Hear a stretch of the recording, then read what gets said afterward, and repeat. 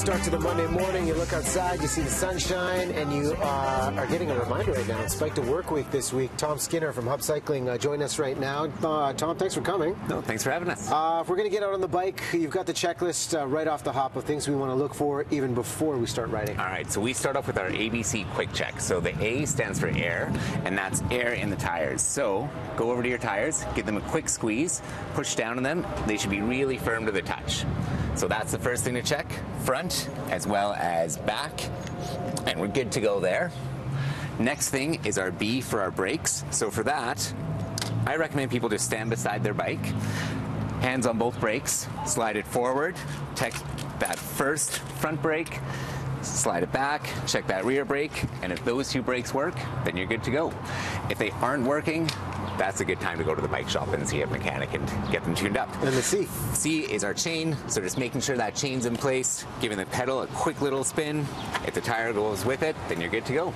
Okay. Do you want to do the tire pressure first or the chain off? Let's do a quick chain off. Okay. So one of the fears that people have is their chain falling off. So our bike from eProdigy is actually too advanced and has a chain guard and stops that from happening. But let's say this has happened on your more conventional bike. What I recommend, what you'll find, first of all, is your chain is just hanging there, pedals are moving and no chain is moving. Grab the back derailleur, pull it forward. If you want to keep your hands a little less greasy, grab a cloth and then pull that chain out. If it's jammed in there, just give it a little bit of extra force. And then you can hook it back onto the chain, and we'll lift that up, pedal it forward, and your chain's back on. Back in business. So all done there. Okay. So we don't have to take that cab if the bike gets stranded. Exactly. That's what we might have to do if we call for help. You talked about tire pressure as well. Yeah.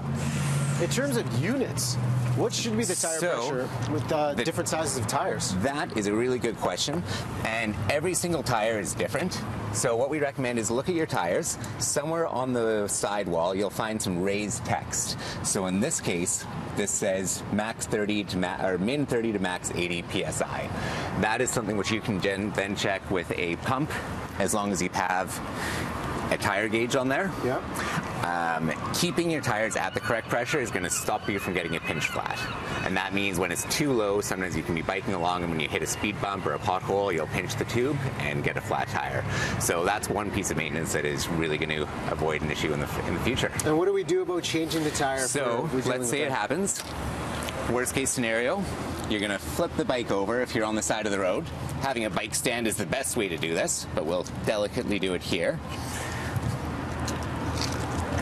On the front of the tire, you're going to be able to undo a quick release, or you might need a bolt depending on the style there. Pull the tire out, and then we're going to deflate it. So because we don't want to deflate a perfectly good tire, I'll work on this guy here, which I brought along. Essential tools are your tire levers, in which case you pop them under the bead, pull that tire over, and then use them to get the tire out. Now, usually this process takes about 5 minutes to do. Once you have that outer layer popped off, there's an inner tube that you want to replace, right? Yes, that's correct. So it's tough to get it open, but once you do, and again, you do need these tire levers for this first section here. Some tires are a little tighter than others, but once you get that first section done, it'll just be smooth sailing from there. For the sake of this demo, we won't take the full tube out, but your inner tube here is what has the damage. So we take this out, we'll pump it up, try and find out where the hole is, then take a new tube, which would look something like this, and put it back in. And just reinflate. So there we go. So before we reinflate, you pop this tube back in there, and just use your fingers to squeeze it on.